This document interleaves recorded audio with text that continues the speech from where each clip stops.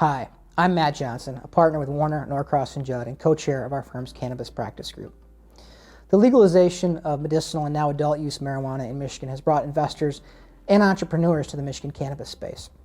As those entrepreneurs and investors enter the emerging industry, they have to think about how to properly structure their entity and organization. Today I'm going to talk about 4 factors that can affect how you want to structure your cannabis organization. 2 of those factors are specific to the Michigan cannabis industry. One is general to most businesses, and a 4th deals with the emerging nature of the cannabis industry. One of the factors specific to Michigan is the Michigan regulatory framework. You need to understand your business model and how your business model will be impacted by that framework. There's a number of licenses that are available in the state of Michigan, and you need to understand if those licenses can be held by the same entity, different unaffiliated entities, and how that will impact how you structure your particular organization. You also need to understand that under the Michigan law, any individual who holds more than 10% of the equity in an entity is considered an applicant. This means that person is subject to additional scrutiny in the review process. This could affect whether or not you're actually qualified as an entity. Speaking of qualification, there's also a process of being pre-qualified in Michigan for a license. Once you're pre-qualified, that may limit how you can change or alter your entity status after you're pre-qualified. All of these are factors you need to consider when determining how to structure your business within Michigan to meet the Michigan regulatory framework. A second factor to consider in determining the organizational structure of your cannabis business is that cannabis is still a Schedule I narcotic under the Federal Controlled Substances Act. This means that a cannabis business is unable to deduct on its federal tax return expenses related to the cost of production, distribution, or sale of the controlled substance. This provision of the tax code will have a negative impact on your profitability, but that negative impact can be minimized by the proper corporate structure.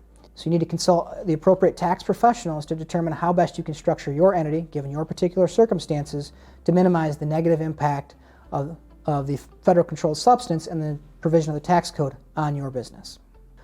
One factor that affects virtually every business is the desire to be protected from liability. Equity owners want to have some insulation from the operations of the business from their personal exposure.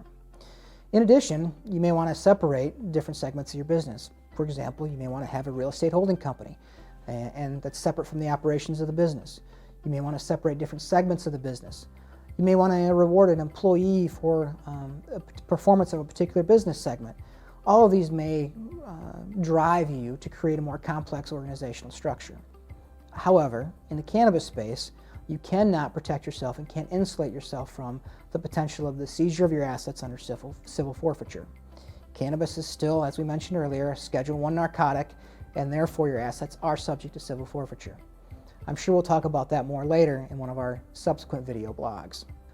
A final factor to consider when structuring your cannabis business is that traditional bank financing is not yet available in the cannabis industry. Sources of funding are going to come from somewhere other than banks and likely other than the operations of the business to get the business up and running. This means you're going to be dealing with investors in some way, shape, or form. As you structure your business, you need to consider the desire of investors, that they generally expect a significant level of return, and your own desires of how you may want to retain a significant level of control of your business. You need to determine if you're going to offer a preferred return, if you're going to offer just debt versus equity, how much control are you willing to give up, or what strategic decisions are you willing to allow the investors to have some level of control over.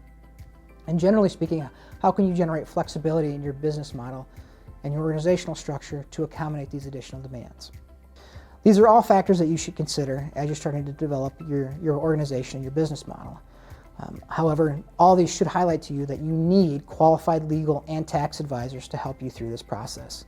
Please contact me or any one of my partners that are in our cannabis practice group for some of that help, as we're happy to help you navigate this and develop hopefully what is a strong business model and organizational structure so you can succeed in the cannabis industry.